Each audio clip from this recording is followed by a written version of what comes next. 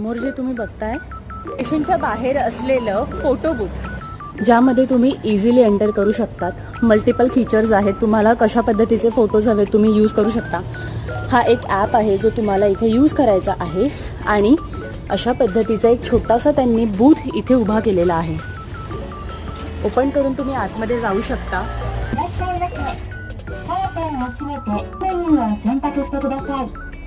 Payment insert करू शकता. इथे ऑप्शन्स दिलेले आहेत. ही बसण्याची सीट आहे.